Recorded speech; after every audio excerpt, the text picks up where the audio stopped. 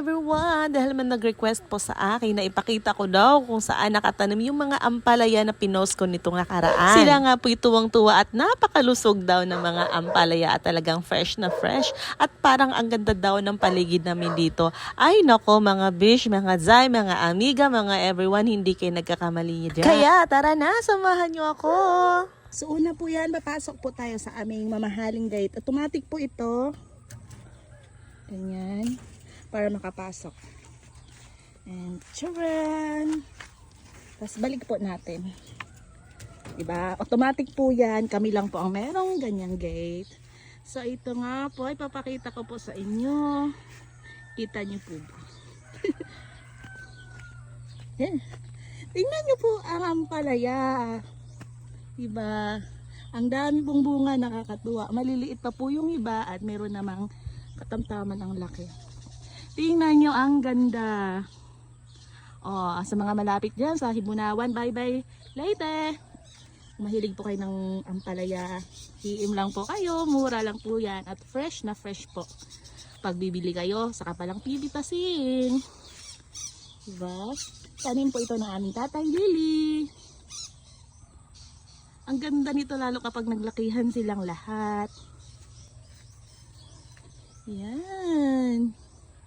Ang dami po, di ba? Ampalaya, ampalaya. Nakakatuwa. Yan po. May mga ready for harvest na. Ang haba po nito. Yee!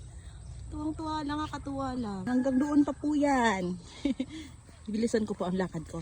Chan, chan, chan. Diba nakakatuwa, ang dami pong bunga.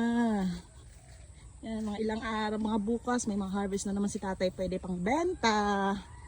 Yan, diba? Tapos sa kabila naman yan, upo, punta po tayo diyan. Ha? Naman po ang tanim ng aking biyanan na mais.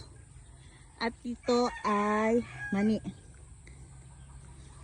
Tingnan nyo po, may bunga na ang mais, ang galing. Yellow corn po yan.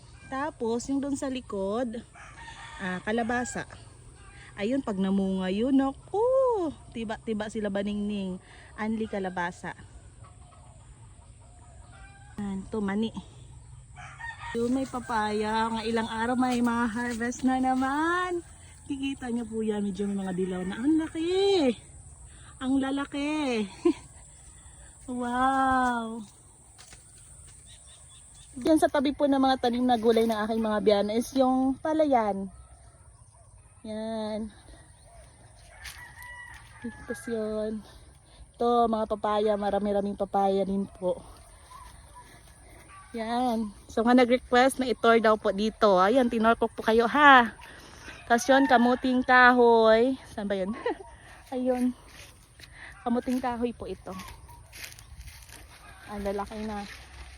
Yan yung paboritong suman ni Baningning. Diyan kinukuha ng aming tatay Lily sa mga tanim niyang kamuting kahoy. Ito naman mga amiga ang tanim na upo. At yan lang po muna for today's video mga amiga. Sana ay nasiyahan kayo. God bless po!